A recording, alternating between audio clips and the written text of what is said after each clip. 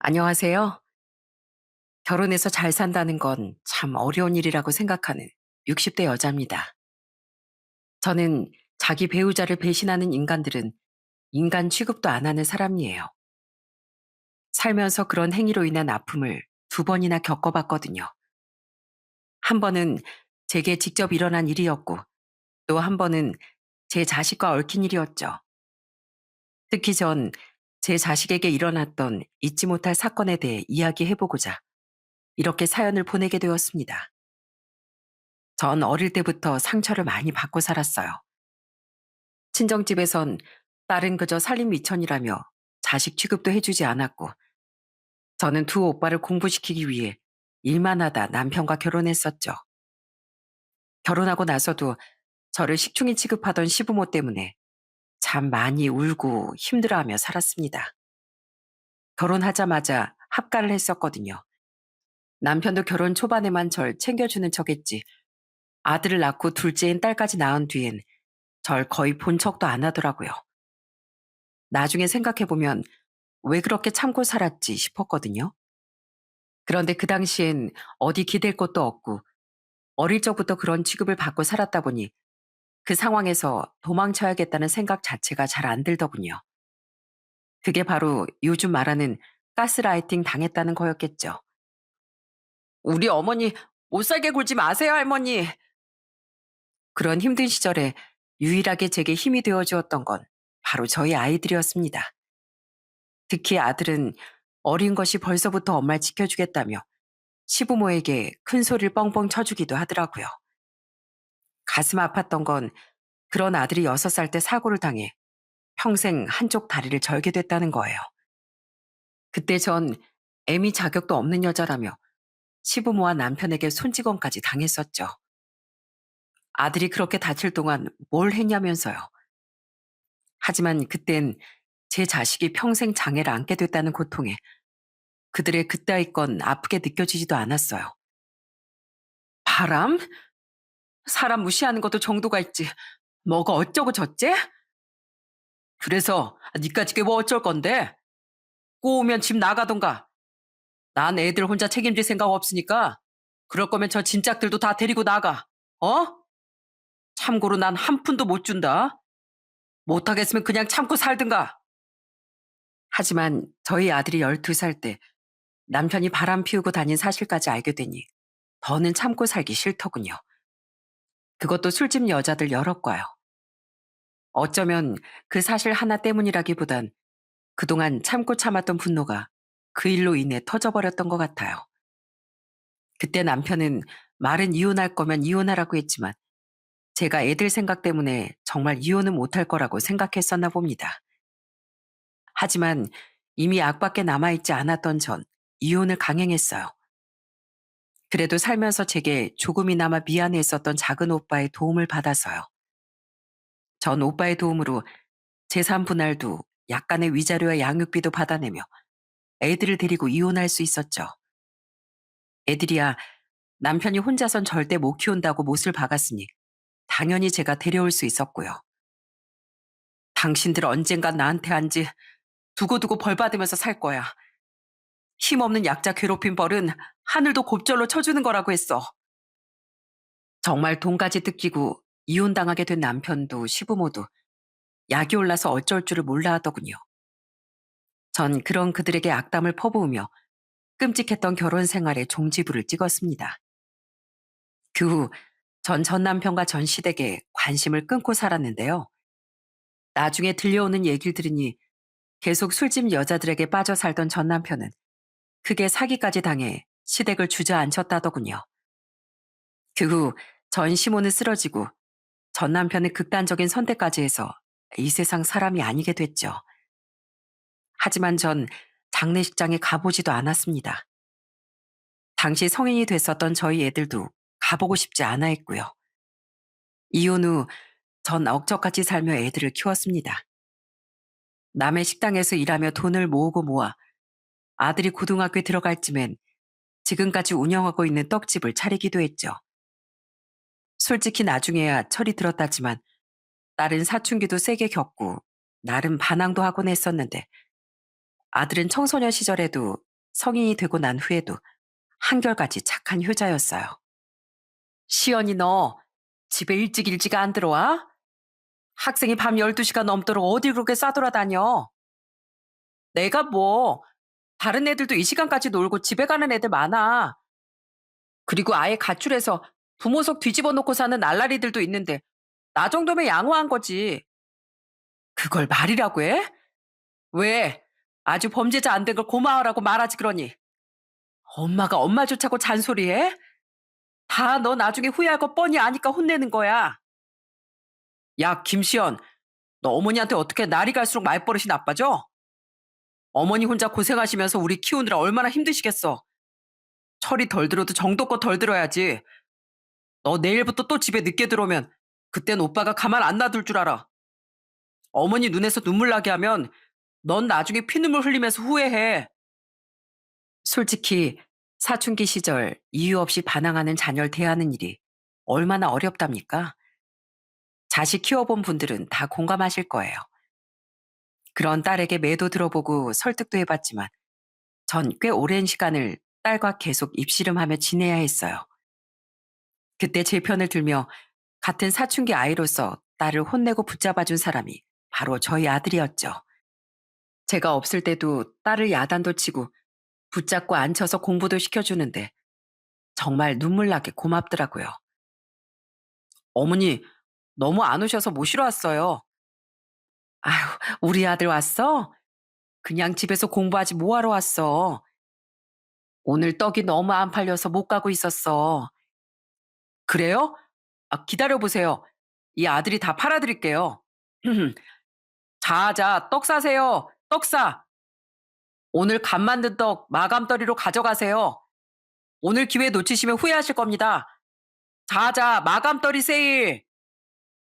또 아들은 제가 식당 일을 다닐 때도 떡집을 차린 뒤에도 절 종종 데리러 와줬습니다. 제가 떡집을 시작한 뒤엔 그 시장에서 박수를 짝짝 쳐가며 열심히 떡을 팔아주기도 했어요. 평소 수줍음도 많던 애가 엄마를 위한 마음 하나로요. 또 남자애가 손은 얼마나 야무진지 그냥 두라는데도 빨래도 청소도 척척 해내는데 그런 아들이 아니었으면 저는 더욱 힘겨운 시간을 보내야 했을 거예요. 전 아들 덕분에 그 고된 시간 속에서도 많이 웃으며 살 수 있었죠. 물론 나중에 철이 든 저희 딸도 성인이 된 후엔 제게 참 잘하며 살았답니다. 아이들은 무사히 대학을 졸업하고 직장인이 됐어요. 두 아이는 3년 터울을 두고 차례대로 결혼을 했는데 아직까지 딸과 사이는 아들 하나 딸 하나를 낳고 다정하게 잘 살고 있습니다. 그러니까 제 사연의 주인공은 바로 딸보다 먼저 결혼했었던 아들과 며느리예요. 어머니, 저 결혼하고 싶은 여자가 생겼어요. 착하고 자기 부모님께도 효녀인 좋은 사람이에요. 곧 인사시켜드리고 싶은데 보시면 꼭 잘 대해주셨으면 좋겠어요. 충청도의 한 도시가 고향이던 며느린 솔직히 아들보다 직장도 별로 좋지 않고 집도 굉장히 가난했었습니다. 힘들게 대학을 졸업한 후 며느린 서울에 취업을 했고 며느리의 동생인 사돈 처녀는 제주도로 가서 직장 생활을 시작했다고 해요. 고향에서 너무 멀리 살던 사돈 처녀에 비해 며느린 자기 부모님을 잘 챙기던 효녀였는데 아들은 며느리의 착하고 부모님을 공경하는 그 마음이 예뻐 보였다고 하더라고요. 게다가 결혼 후 지켜보니 며느린 저희 아들의 불편한 다리까지 모두 사랑해주던 고마운 아이였습니다. 저희 집사람이요. 꼭 며칠에 한 번씩은 제 불편한 다리를 더운 수건으로 찜질해줘요. 그렇게 해야 다리가 조금이나마 더 부드러워질 거라고요. 한 번은 그런 제 다리가 창피하지 않냐고 물어봤었는데요. 창피하긴커녕 만약 제 다리에 대해 왈가왈부하는 인간이 있다면 지구 끝까지 쫓아가서 몽둥이 찜질을 시켜줄 거라고 하더라고요. 만약 자긴 제가 아예 그쪽 다리를 못 쓰게 된다고 해도 평생 제 다리가 되어주고 살 거래요. 너무 고마운 사람이에요. 이런 며느린 결혼 후 저와 아들에게 참 잘하며 살았어요. 맞벌이를 하면서도 어찌나 내조를 잘해줬는지 아들은 결혼 후 살이 7kg나 쪘었답니다. 우리 아들, 우리 며느리가 되게 잘해주나 보네. 그래도 너 건강 관리는 잘해야 한다. 살찌고 건강도 잃으면 다 마누라 고생시키는 거야. 안 그래도 운동 열심히 하고 있어요. 어머니, 저 너무 행복해요.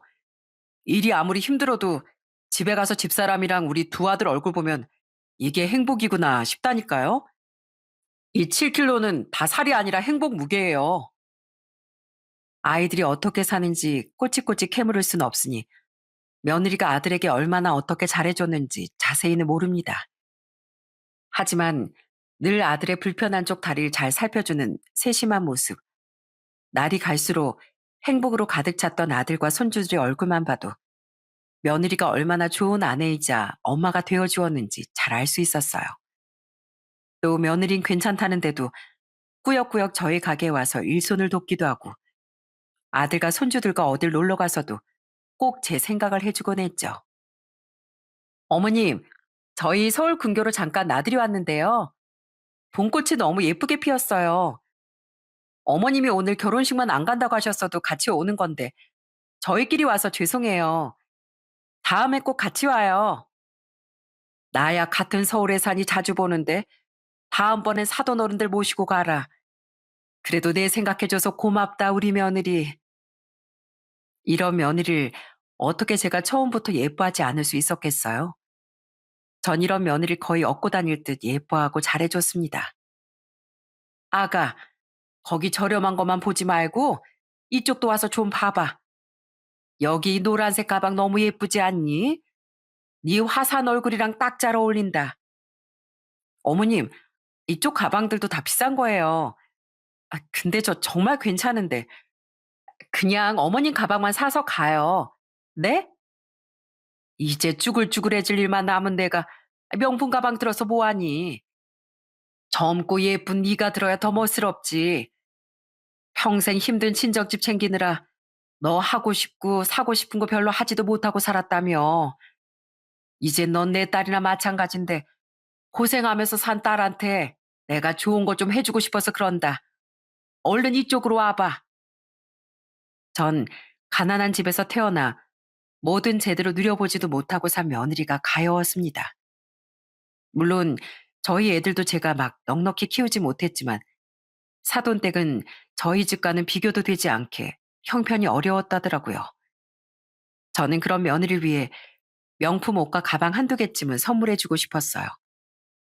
하지만 그냥 준다고 하면 부담스러워했을 게 뻔하니 저는 며느리가 두 아들을 낳았을 때마다 명품 가방을 하나씩, 나중에 며느리의 생일엔 명품 구두와 옷을 한 벌씩 선물해주곤 했었어요. 또 박가사돈께선 꾸준히 몸이 좋지 않았었는데 그로 인해 며느리가 걱정이 참 많았었어요. 저는 그런 며느리를 위해 한 번은 조심스레 500만 원을 쥐어주기도 했었죠. 우리 용빈이한텐 굳이 말 안 해도 되니까 이걸로 사돈어른 병원비 쭉 보태드려라. 아니에요, 어머님. 저도 돈 있어요. 알어. 아는데 원래 부부끼리 자기 부모 챙기는데 돈이 많이 들어가면 괜히 미안한 법이잖아. 너도 괜히 우리 아들 눈치 보여서 해드리고 싶은 거 다 못 해드렸을 거 아니야. 그러니까 이걸로 마음 편하게 사돈어를 위해서 써라. 제게 잘해주는 것도 고마웠지만 저희 아들에게 잘해주던 며느리에게 저는 너무 고마웠습니다.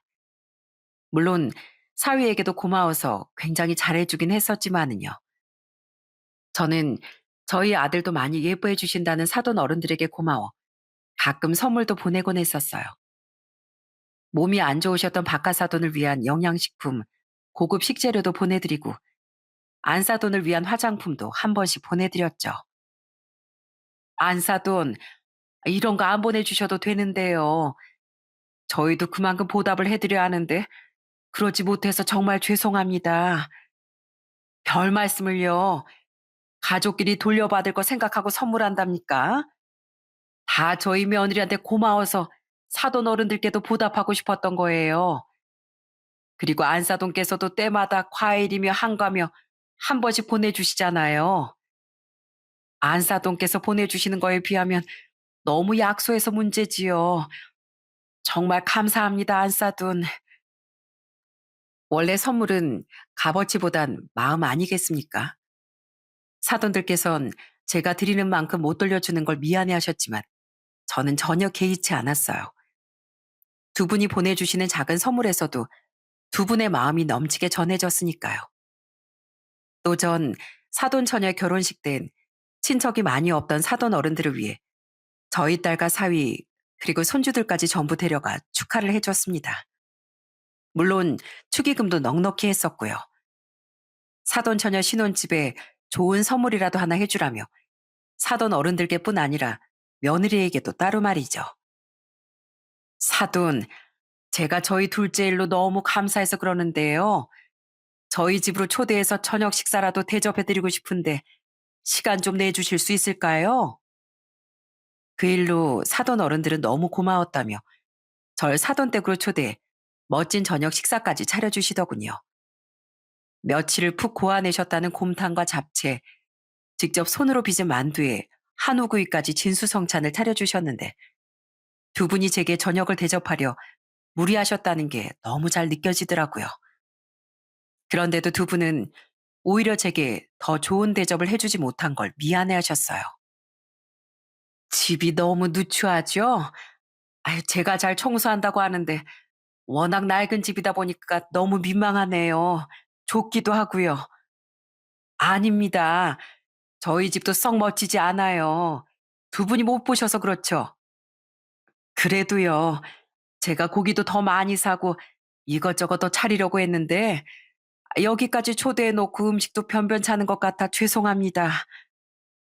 어머, 이 이상 더 차려주셨으면 저 내일 모레까지 집에도 못 가고 음식만 먹고 있었어야 했을 거예요. 그리고 이만하면 임금님 수라상이지. 안 사돈 겸손이 지나치시네요.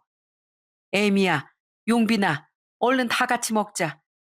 두 분 고생해서 차려주신 음식 다 식을라. 그날 전 두 분의 정성 가득한 마음씨 덕에 세상에서 가장 감동스러운 식사를 했었답니다. 이렇듯 저는 가끔은 사돈 어른들과 교류도 하며 며느리와 좋은 추억을 많이 쌓으며 화목하게 지냈어요. 그리고 시어머니인 저도 며느리에게 이렇게 잘해줬는데 남편인 저희 아들은 오죽했겠어요? 아들은 며느리를 거의 상점 모시듯 떠받들고 살았습니다. 여보, 설거지 내가 할게, 내가. 아니야. 음식도 아까 당신이랑 어머님이 다 했잖아. 그럼 뒷정리는 내가 해야지. 당신도 처가댁에서 나 아무것도 못하게 하잖아. 얼른 그 고무장갑 내려놔. 어디 여자가 집안일 하려고 들어? 땡! 그냥 용빈이 가게 내버려 두렴, 애미야. 난 그렇게 못 살아서서 저렇게 남편이 다 해준다고 하는 너희 부부 모습이 진심으로 보기 좋구나. 비꼬는 거 아니고 진심이야. 우리 딸도 우리 사이랑 사돈 어른들이 이만큼 잘해준다고 하니 우리도 당연히 너한테 그만큼 잘해줘야 하지 않겠니? 아들은 저희 집에 오면 며느리가 손 하나 까딱하는 것도 싫어했습니다. 그리고 며느리가 하는 말을 들어보니 아들은 자기들 집에서도 웬만한 바깥 집안일은 자기가 다 하려고 한다고 하더라고요. 며느리는 아니다. 자기가 하겠다고 난리. 아들은 당신은 앉아서 애들만 보고 있으라고 난리를 치면서 살고 있다고 말했죠.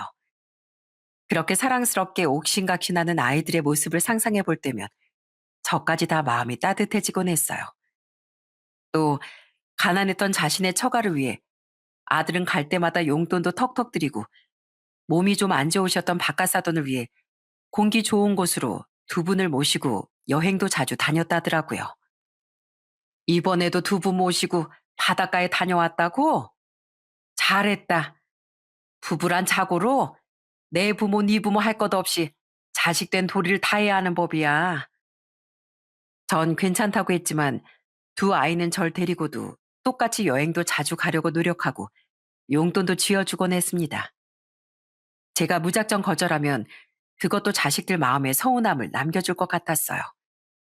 그래서 전 애들이 준 용돈을 모아 아이들과 놀러 갔을 때 실컷 밥을 사주기도 하고 제 돈을 더 보태 아이들이나 손주들에게 용돈으로 돌려주곤 했죠.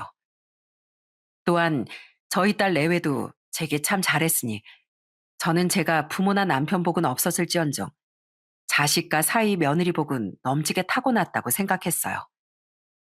그런데 저희 두 손주가 5살, 3살이던 해 저희 집은 발칵 뒤집히고 말았습니다. 이 시간에 용빈이 네가 무슨 일로 전화를 했어? 그게요, 어머니. 집사람한테 안 좋은 일이 생겼어요. 뭐? 불안하게 목소리가 왜 그렇게 떨려? 무슨 일인데? 저희 집사람이 교통사고로 크게 다쳐서 병원으로 이송됐는데요. 아직 수술실에 있는데 의사가 가망이 없을 거라고 하더라고요. 어느 날 저녁 아들의 전화를 받은 전 정말 기절초풍할 뻔했어요. 아들은 떨리긴 하지만 덤덤한 목소리로 며느리의 끔찍한 비보를 전해주었거든요. 저는 소스라치게 놀라 옷을 대충 주워 입곤 아들이 말해준 병원으로 달려갔습니다. 그렇게 택시를 타고 도착해서 보니 전 신발도 짝짝이로 신고 갔었더라고요.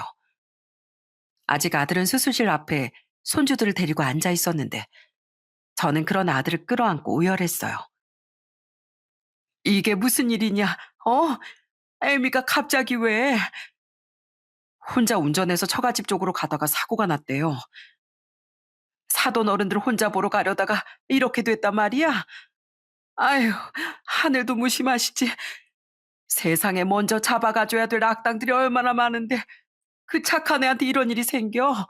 어? 햄이 잘못되면 저 불쌍한 애들은 또 어쩌니? 당시 바깥사돈은 가뜩이나 안 좋았던 건강이 더 크게 악화된 상태였어요. 며느린 그런 바깥사돈을 혼자 보러 가다 큰 사고를 당한 거더라고요. 저는 눈물이 멈추지 않았건만 아들은 눈물조차 흘리지 못하더군요. 아들은 아예 넋이 나간 표정이었는데 얼마나 충격을 받았으면 눈물조차 못 흘리고 있나 싶어 가슴이 찢어질 것 같았습니다.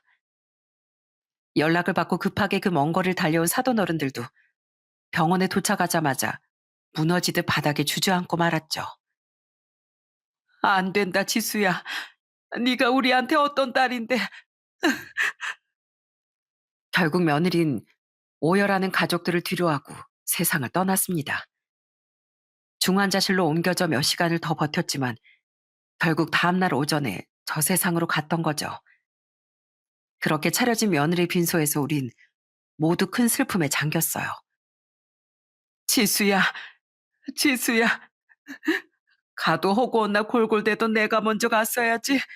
아직 창창한 네가 왜 날 대신해서 간단 말이냐.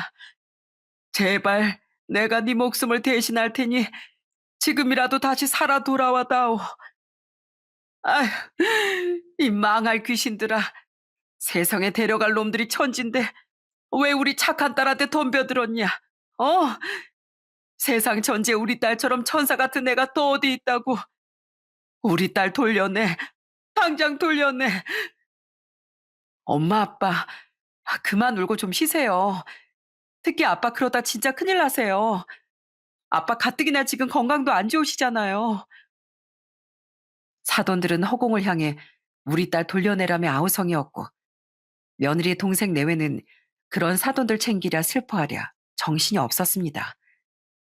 며느리를 너무 좋아했던 저도 저희 딸 내외도 슬픔 속에서 정신을 차리지 못했죠. 그런데 단 한 사람, 저희 아들만은 이상하게 계속 침착해 보였어요. 아들은 아직 죽음이 뭔지도 잘 몰랐던 손주들을 챙기고 조문객들을 맞이하면서도 이상하게 여전히 눈물을 한 방울도 흘리지 않더군요. 아들은 손주들과 조문객들 앞에선 덤덤한 모습을 보였지만 때로는 뭔가를 꾹 참는 사람처럼 험악한 표정을 짓고 거친 숨을 길게 몰아내시기도 했습니다. 장례식장에선 아들이 애써 슬픔을 참고 있는 건가도 싶었는데요. 며느리를 낙골당에 안치시킬 때도 여전히 눈물을 흘리지 않던 아들이 저는 너무나 이상했습니다. 얼마나 충격받았으면 이렇게 울지도 못한 후. 전 괜찮아요, 장모님. 장인어른 몸도 안 좋으신데 조심히 올라가세요. 처제, 두 분 잘 모셔다 드려. 사돈 어른들은 제 아들이 충격을 받아서 그런 거라고 생각하셨지만 저는 엄마잖아요. 제 자식이 뭔가 이상해 보인다는 느낌을 도저히 지울 수가 없겠더라고요. 저희 딸 내외는 아들더러 좀 쉬라며 울다 지친 두 손주를 자신들의 집으로 데려가 줬습니다. 하지만 전 집으로 돌아가지 않고 아들을 따라 아들의 집으로 향했어요. 그리곤 여전히 알 수 없는 표정으로 입을 다물고 있던 아들에게 제가 조심스레 물어봤죠. 저기, 용빈아, 가뜩이나 힘들 텐데 미안하다만 엄마가 아무리 생각해도 뭔가 이상해서 말이야. 너 혹시 내가 모르는 무슨 일이 따로 있는 거 아니니? 그러지 않고서야 애미랑 그렇게 사이가 좋았던 네가 어떻게 이렇게 눈물 한 방울 흘리지 않을 수가 있어? 아니면 이 엄마가 그냥 너무 예민하게 생각한 거야? 그게요, 어머니. 사실은요. 아들은 제 질문에 한동안은 말이 없었습니다. 그러다 눈앞에 물을 바닥에 날 때까지 마시고 나서야 어렵게 입을 열더라고요. 그리고 아들의 말은 상상도 못한 며느리의 정체가 담겨 있었어요. 정말 앉아있던 의자 그대로 뒤로 넘어갈 뻔했죠. 저희 집사람이요. 바람을 피우고 있었어요. 너무 분하고 억울한데 제가 화낼 대상은 이미 이 세상에서 사라진 거잖아요. 그렇다고 그 상황에서 그 서름을 누구한테 털어놓았겠어요. 다들 너무 힘들어하던 그 상황이에요. 그래서 모든 감정을 혼자 사귀고 있다 보니까 눈물도 같이 사겨진 것 같더라고요. 뭐? 아니, 용빈아, 그게 지금 무슨 말이야? 너 뭔가 잘못 알고 있던 거 아니야? 그 착한 애미가 그랬을 리가 없잖아. 저도 처음엔 도저히 믿겨지지가 않았어요. 근데 정말 그 사람이 절 배신했더라고요. 며느린 당시 건강이 많이 나빠졌던 박가사돈을 보러 거의 매 주말마다 친정에 갔었다더라고요. 전 며느리가 그렇게까지 자주 친정으로 내려갔었는지 몰랐어요. 당시 이직해 워낙 주말 특근이 많은 회사에 다니고 있었던 아들은 매주 며느리를 따라갈 수 없었다고 합니다. 며느린 그런 아들에게 괜찮다고 말하며 다행히 주말엔 재택으로 근무하던 아들에게 손주들을 맡기고 혼자 충청도로 내려갔었다고 해요. 그러던 어느 날 아들은 그날도 친정에 간 며느리에게 전화를 걸었다고 합니다. 생각보다 일이 일찍 끝나 자신도 애들을 데리고 처가로 가보려고요. 그런데 몇 통을 걸어도 며느리가 전화를 받지 않아 아들은 안사돈에게 전화를 걸었다고 해요. 그런데 충격적이게도 안사돈은 며느리가 오지 않았다고 말했다더라고요. 제가 장모님께 집사람 뭐 하냐고 묻기도 전에 장모님이 우리 김서방이 웬일이냐고 너무 반갑게 물으시더라고요. 그러면서 자네도 우리 지수도 요즘 회사 일이 무지하게 바쁘다며? 우리 지수도 자기 아빠 아픈데 자주 못 가봐서 미안하다고 아까 전화 왔었네. 자네도 지수도 애들 키우랴 일하랴 바쁜데 자네 장인 괜히 신경 쓰지 말게 하고 말씀하셨어요. 뭐? 아니, 애민 거의 매 주말마다 사돈댁에 갔었다면서? 그러니까요. 근데 장모님 말에 의하면 집사람은 전화로만 매번 장인어른 안부를 묻고 직접 처가에 간 적은 거의 없었다고 하더라고요. 그때부터 엄청 의심스러웠는데 우선 그냥 알겠다고 말씀드리곤 전화를 끊었어요. 가뜩이나 장인어른 아프신 일로만도 힘들어하시는 장모님께 걱정을 더 얹어드리고 싶진 않았거든요. 아들은 그때까지 며느리에게 무슨 말 못할 사정이 있나 싶었다더군요. 그렇게 며느리를 철석같이 믿었던 애였으니 당연히 나쁜 의심은 못했던 거죠. 하긴 저만 해도 아들의 입에서 나온 말을 믿기 힘들어하지 않았습니까? 우선 전화를 끊은 아들은 며느리에게 몇 번 더 전화를 걸었는데 며느리는 받지 않았다고 해요. 그리고 몇 시간 뒤 드디어 아들에게 전화를 걸어선 친정에서 자느라 전화를 못 받았다고 말했다고 하더라고요. 그때 전 거짓말인 거 다 안다면서 장모님하고 통화했다고 말해줬어요. 그리고 여태까지도 처가엔 거의 간 적 없는 거 다 안다면서 솔직히 말하라고 하니까 우물쭈물하더니 집에 가서 얘기하자고 말하곤 전화 끊더라고요. 그렇게 한참 뒤에 집에 와선 집사람이 뭐라고 했는 줄 아세요? 뭘 했는데 처음엔 아무 말도 안 하다가 제가 엄청 추궁하니까 그제야 입을 열더라고요. 그동안 자기 고향에 갔던 건 사실이래요. 근데 자기 부모님은 열에 한 번 정도만 뵙고 오고 나머진 고향에 살고 있는 자기 첫사랑을 만나러 간 거라고 하더라고요. 첫 첫사랑? 네. 그러니까 집사람은 자기 첫사랑이랑 바람 피우고 있다고 자기 입으로 직접 실토했던 거예요. 자기 20대 시절 첫사랑이라나 뭐라나. 심지어 더 황당했던 건 그놈도 멀쩡히 가정도 있고 애도 있는 놈이었다는 거예요. 근데 우연히 재회한 후로 서로 너무 애틋한 관계가 됐다면서 우는데 정말 망치로 한 대 맞은 것 같더라고요. 너무 철석같이 믿고 살았던 며느리의 배신에 아들은 머리가 멍해졌었다고 합니다. 아들은 그날 난생 처음 소리를 지르며 며느리에게 화를 냈었다더군요. 내가 널 얼마나 보물단지 끌어안고 살듯 소중히 대해줬는데 이럴 수가 있냐. 애들 보기 부끄럽지도 않냐 하면서요. 그런데 그렇게 화를 내고 아무리 밤새 생각을 해봐도 아직 너무 어렸던 애들을 생각하니 이혼이 걱정됐다고 하더군요.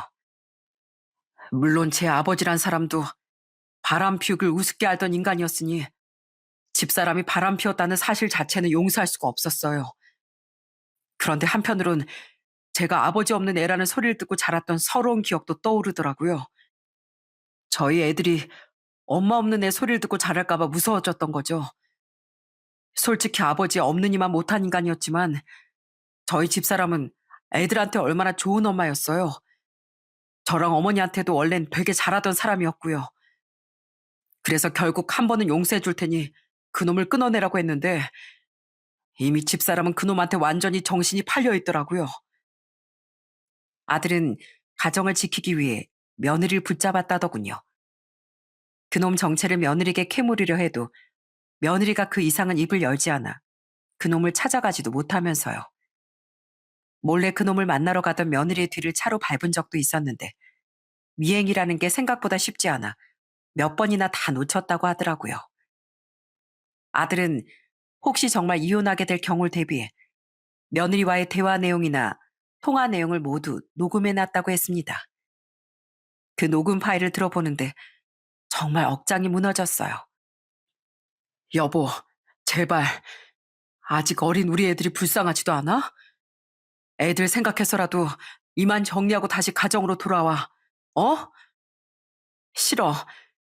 처음에 물론 나도 당신이랑 애들한테 미안했는데 당신도 알지? 나 평생 가난한 친정 챙기느라 나 하고 싶은 거 갖고 싶은 거 제대로 하지도 못하고 살았어. 솔직히 지금 만나고 있는 그 사람이랑도 우리 집안 형편 문제로 어쩔 수 없이 헤어졌던 거야. 그쪽 부모님이 날 싫어했거든. 근데 이렇게 다시 만나게 되니까 우린 운명인가 싶더라고. 여보, 나 이젠 가족보단 내 행복만 생각하고 이기적으로 살고 싶어. 그래서 많이 고민해봤는데 우리 그만 이혼하자. 애들은 당신이 데리고 살아. 그건 내가 양보할게. 당신 그동안 나랑 우리 어머니가 당신한테 어떻게 했는데, 당신 집에도 얼마나 잘했는데 어떻게 이럴 수가 있어. 뭐 이기적? 당신 그 행동으로 인해서 평생 상처받을 나는. 아니, 난 그렇다 치고 우리 애들은. 그리고 그놈도 가정이 있다면서 나랑 이혼하면 어쩌려고 그러는 거야? 내가 이혼하면 그 사람도 이혼하고 나한테 오겠다고 했어. 자기도 껍데기만 부부로 살고 있대. 그 와중에 내가 애들까지 데리고 갈 수는 없는 노릇이잖아. 여보, 나도 좋은 말로 부탁하는 것도 한두 번이니까 당신이 자꾸 이렇게 매달리면 짜증이 날 수밖에 없어. 그리고 당신도 나한테 잘했지만 나도 당신한테 잘했어. 내가 솔직히 장애 있는 당신을 남자로서 온전히 좋아해서 결혼했겠어? 나한테 워낙 잘해주고 돈도 나보다 잘 버니까 당신이라면 평생 기대고 살 수 있겠다고 생각해서 결혼하고 최선을 다해 좋은 아내인 척한 거지. 뭐? 내 말이 잔인하게 들리겠지만 이게 사실인 걸 어떡해. 그래도 나름 당신한테 만족하고 살았는데 그 사람을 다시 만나게 되고 나니까 역시 결혼은 정으로만은 못 유지된다는 걸 깨달았어. 이미 내 마음은 다 떠났으니까 이만 나 좀 놔줘. 이미 단단히 홀려버린 며느린 애들까지도 다 포기하고 그놈과 살 궁리만 하고 있었더군요. 대화 내용 속 아들의 처절한 흐느낌을 듣는데 저까지 억장이 무너져 눈물이 멈추지 않았습니다. 모든 녹음 파일을 다 들은 후 전 아들을 꼭 안고 흐느꼈어요. 아들이 너무 가여워서요. 그렇게 한동안 지옥 같은 시간을 보내다 어느 날엔 며느리가 완전히 짐을 싸서 집을 나갔다고 하더군요. 제 옆에 있으면 끝까지 이혼 못할 것 같다면서 이젠 그놈 옆에 가서 살겠다고 집을 나가버리더라고요. 이미 회사도 그만뒀다면서요. 그리곤 그날 차를 끌고 충청도로 가다가 그런 사고를 당했던 거예요. 그러니까 그날 집사람은 장인 장모님이 아니라 그놈한테 가는 길이었던 거예요. 어머니, 저 정말 너무 허무하고 분했어요. 슬프기도 하고 억울하기도 하고 분노가 막 끓어오르기도 하는데 장례 치르는 내내 그 모든 감정을 억누르느라 너무 힘들었다고요. 아들은 모든 얘기를 다 털어놓은 뒤에야 감정이 폭발했는지 고개를 푹 숙이곤 서럽게 울음을 토해냈습니다. 아들은 며느리에 대한 원망이 너무 컸지만 그래도 아프신 장인어른을 생각하고 애들이 엄마니까 장례는 조용히 치러졌던 거라고 하더군요. 그렇게 한참을 울다 겨우 진정된 아들은 사실 며느리에게 사고가 나기 전 상간남에 대한 뒷조사를 돈을 주고 의뢰에 나섰다고 말했어요. 이젠 자신도 이혼을 정말 하든 어쩌든 결판을 내야 할 것 같았다면서요. 그런데 그 결과가 나오기도 전에 며느리가 하늘로 가버렸던 거죠. 그래서 누군지 알아냈어? 네, 어제 연락받았어요. 대전에서 삼겹살 가게를 운영하고 있는 놈이라고 하더라고요. 제 아내도 잘한 거 없지만 모든 일의 원흉인 그놈만 잘 먹고 잘 살게 어떻게 놔둘 수가 있겠어요. 제가 가서 그놈 가게도 다 뒤집어 엎고 그놈 아내란 사람한테 모든 증거도 다 뿌려버릴 거예요. 거기가 어디냐. 나도 좀 같이 가자. 내 손주들 엄마 없는 자식 만들고 내 아들 가슴에 대 못 박은 그놈. 나도 쫓아가서 아주 요절을 내줘야겠다. 그 모든 상황을 듣고 어떻게 저만 가만히 있을 수가 있었겠어요? 저는 저까지 이러지 말라던 아들의 만류를 바득바득 이겨내며 결국 아들을 따라 그놈이 운영하고 있던 충청도의 고깃집을 찾아갔어요. 그리곤 완전히 그놈에게 개망신을 줬습니다. 여러분, 이딴 더러운 주인이 하는 고깃집 음식 돈 주고 먹지 마세요. 양심도 없는 인간이 만지고 파는 음식 먹었다가 여러분까지 부정탑니다. 저놈은 멀쩡한 가정 있는 유부녀 꼬셔서 바람 피우게 만들고 그 유부녀 장례식장에도 코빼기도 안 내민 인간이에요. 내 아들 가정을 박살내고서도 멀쩡한 저 고기 팔고 있는 인간이 바로 저놈이라고요. 저는 그놈 가게에 들어서자마자 사장이던 그놈을 손가락질로 가리키며 손님들을 향해 소리쳤습니다. 손님들은 놀라서 숟가락을 툭 떨어뜨리기도 하고 흥미진진한 얼굴로 우리와 그놈을 번갈아 보기도 했죠. 그리고 그런 제 말에 우리의 정체를 눈치챘는지 그놈은 얼굴이 완전히 하얗게 질린 채 우리를 쫓아내려고 하더라고요. 이보세요들, 나가서 얘기해요. 네? 손님들 놀라시잖아요. 놀라긴 다들 아주 흥미진진하게 구경하고 있는데.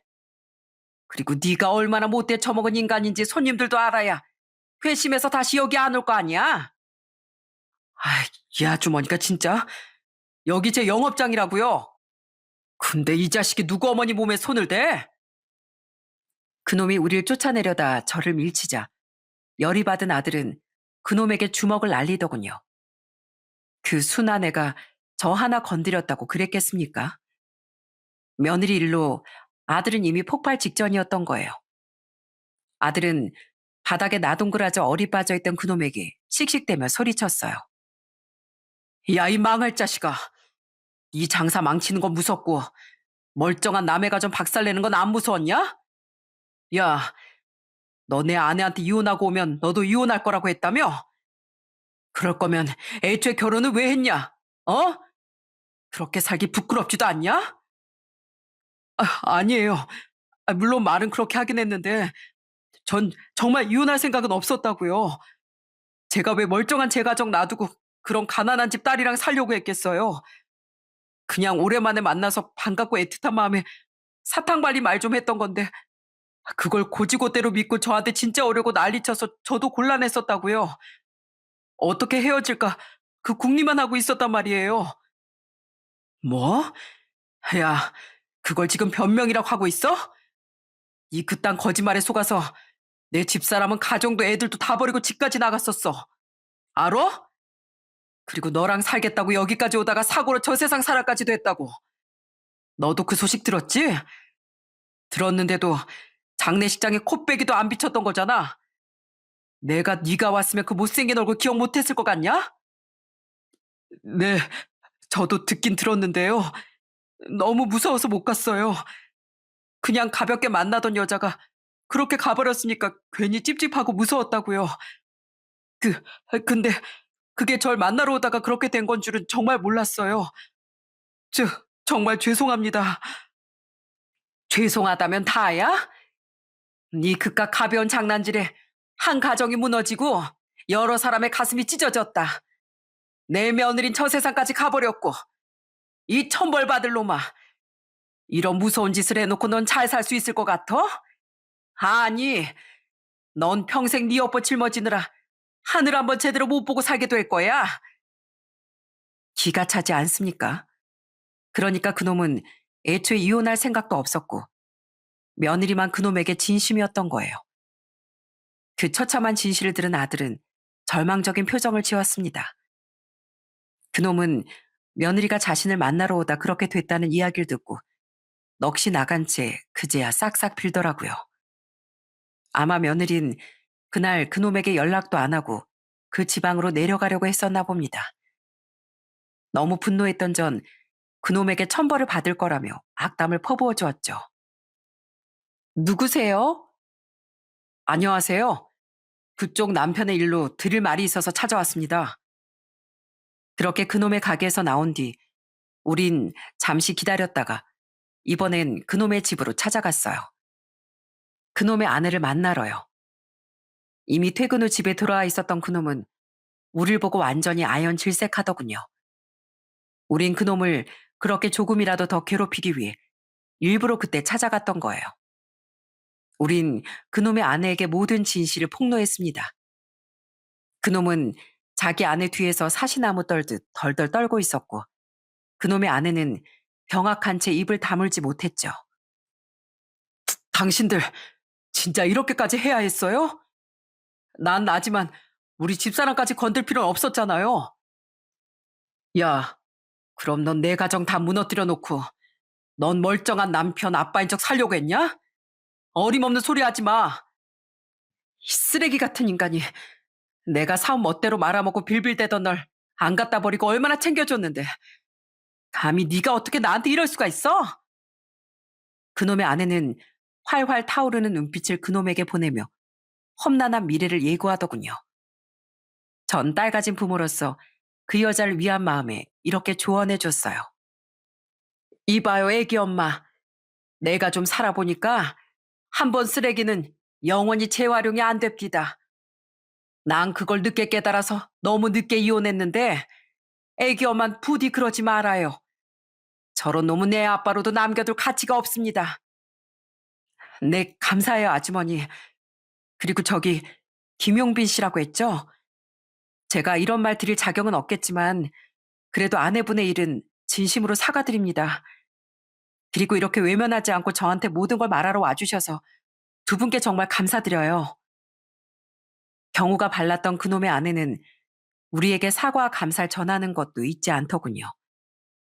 그렇게 그놈을 끝까지 응징해준 뒤에야 우린 서울로 돌아왔죠. 그리고 며칠 뒤 저희 집으로 사돈 어른들이 찾아오셨습니다. 그분들을 모시고 온 건 아들이었어요.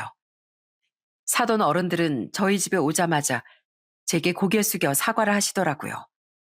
눈물을 흘리면서요. 김서방한테 모두 들었습니다. 이 착한 사람이 제 남편이 충격받아서 쓰러지기라도 할까봐 말할까 말까 계속 망설였다고 하더라고요. 그래도 앞으로 우리를 보고 살긴 힘들 것 같다면서 모든 진실을 말해줬는데 세상에 이런 죄송할 일이 어디 있답니까?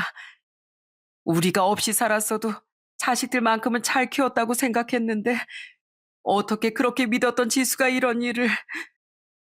안사돈, 여태까지 내내 김서방에게도 사과했지만 안사돈께도 이렇게 직접 사과드리고 싶어서 찾아뵀습니다. 저희가 정말 면목이 없습니다. 저희 딸이 김서방에게 저지른 잘못, 저희가 평생 마음으로 속죄하며 살겠습니다. 앞으로 우리 손주들 볼 욕심은 내지도 않고 그저 김서방과 우리 손주들이 행복하길 빌어주기만 하면서 살게요. 정말 죄송합니다. 두 분이 얼마나 좋은 분들인진 저도 아들도 잘 알고 있었잖아요. 하지만 며느리에 대한 원망도 너무 컸기에 우린 그분들의 사과를 받아줄 수도 그렇다고 매몰차게 굴 수도 없겠더라고요. 저는 연신 울며 사과하는 두 분에게 어떠한 대답도 해주지 못한 채 함께 눈물을 흘리며 야속한 인생만 탓했습니다. 그렇게 모두에게 상처만 남은 사건이 끝이 났어요. 아들은 많은 증거를 이용해 상간남에게 소송을 걸어 위자료도 받아냈고 그놈은 자기 처에게 이혼당했다고 하더라고요. 알고 보니 그 삼겹살 가게도 사업을 쫄딱 말아먹은 그놈을 위해 그놈 처가에서 차려준 거였다고 해요. 당연히 그놈은 이혼과 동시에 삼겹살 가게에서도 쫓겨난 거죠. 그 뒤에 소식이야 잘 모르겠지만 집도 절도 다 잃은 놈이 잘 살면 얼마나 잘 살고 있겠나 싶더라고요. 부디 그 어마어마한 업보를 평생 되돌려 받으며 살았으면 좋겠다는 바람뿐이네요. 지금은 며느리가 세상을 떠난 지도 2년이라는 시간이 흘렀어요. 연락하지 않고 살곤 있지만 그래도 박간사돈께서 어느 정도 건강을 찾았다는 소식은 한번 들을 수 있었습니다. 하지만 자식을 먼저 앞세운 고통과 자식에 대한 실망까지 동시에 떠안게 된 사돈들이 얼마나 힘겨운 내적 고통 속에 살고 계시겠어요. 잘못은 며느리가 있지만 그 고통은 죄도 없는 며느리 부모가 떠안고 살게 됐으니 참 안타까운 일이죠. 마찬가지로 평생 상처를 안고 살아갈 제 아들과 손주들을 생각하면 아직도 며느리에 대한 원망이 사라지지 않고 있고요. 전 며느리를 보낸 후 힘든 시간을 보내게 될 아들과 손주들을 위해 아들과 합가하게 됐습니다. 정확히 말하면 아들이 손주들을 데리고 저희 집에 들어온 거죠. 제가 너무 자신과 손주들을 많이 걱정했으니까요. 다행히 아들은 아픔을 많이 회복하고 지금은 평범한 일상을 보내고 있답니다. 아니, 솔직히 그렇게 믿었던 며느리에게서 얻은 배신감과 충격, 그리고 그 허망함을 어떻게 모두 잊을 수가 있었겠습니까? 그저 아이들을 위해 덤덤해진 척하고 있는 거겠죠. 그래도 아직 그런 아들과 다행히 밝게 자라주고 있는 손주들을 위하고 챙겨줄 수 있는 체력이 제게 남아있어 참 다행이라고 생각합니다. 부디 제가 하루라도 더 건강하게 살아서 아들과 손주들을 옆에서 오래오래 보듬고 살 수 있었으면 좋겠네요. 저는 이 사연을 보내며 한 사람이 저지른 죄의 여파가 얼마나 깊고 무서운지에 대해 말하고 싶었습니다. 한 사람의 죄는 때론 자기 자신이 죄값을 치르더라도 그 그림자는 사라지지 않고 주변의 사람들을 계속 괴롭히는 것 같아요. 한 사람의 이기심으로 인해 몇 사람의 인생이 다치고 고통스러워지는 거죠. 그러니 그 업보를 두려워해서라도 부디 많은 사람이 세상을 꼭 도덕적인 가치관을 지켜가면서 살아갔으면 좋겠습니다. 저는 그럼 여기서 이만 사연을 마치고 인사드릴게요. 제 사연 들어주셔서 감사드립니다.